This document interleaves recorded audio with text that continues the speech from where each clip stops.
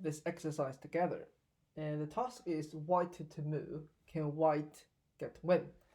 So we have a passed pawn, and our king is very close to the black pawn. This looks really good. But the thing is, I think we want to win. So I think the first move is very straightforward, pushing the pawn. Otherwise, once the pawn being captured, white doesn't have any chance to win. So we have to push the pawn.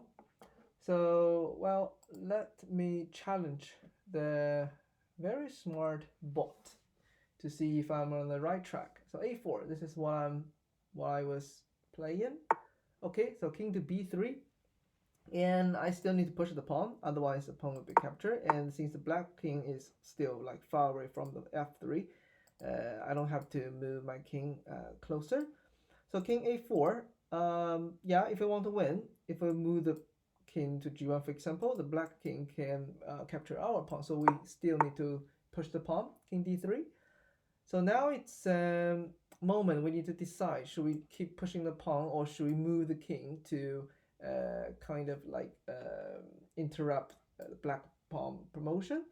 The thing is, if we move the king to g1, for example, black king reaching e2, and once black pawn reaching f2, that's a check.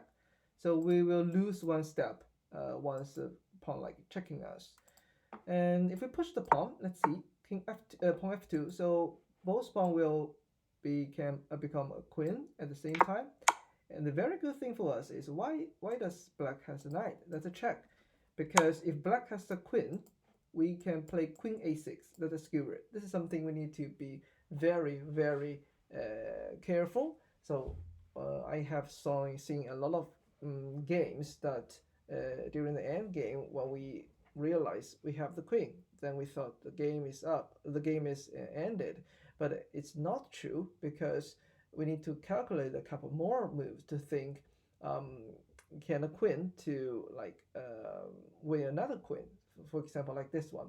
So once black has a knight, so we can talk about this in some like later puzzles, but let me quickly try if I can win this one. So the strategy is, as long as our queen is for example, to force the king to the corner, so we can win. So this is just how we okay, so the knight is really annoying, but I have a queen. I can keep checking like this. It's very safe. I don't need to worry about the fork. Can I move this one? Yes, it looks good. And the knight cannot really get far away from the king, because it's very easy to be like forked. So king e5 is still very safe, and I'm getting close and closer and forcing the king to the corner, and queen to c6, and moving the king closer. Yes, I think I'm very knight to c7 and king f7. Okay, so I can easily fork the knight.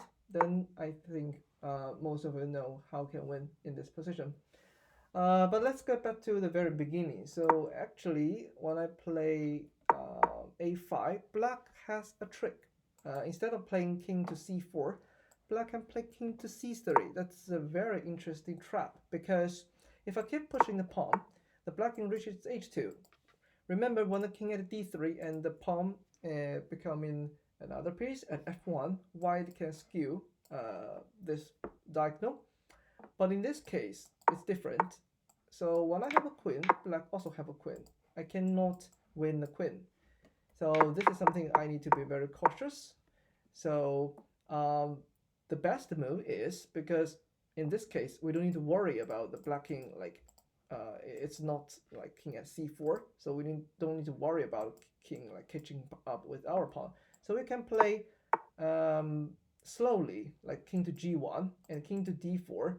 So this case we have to push the pawn. Otherwise, once king reaches to c5, the black king is able to catch our pawn. So okay, king to e3. What's next? So I will play king f1, because I can just sit there in front of the pawn, and I will have a queen. I can win the game. So yeah, so this puzzle is a really good example to showcase For example, from black's perspective, how can our king like stop the pawn from opponent and also helping our pawn to promote? And from other side, from white's side, so how can we get a queen, and later on how can we use skewer to win like the queen just promoted from opponent? That's it.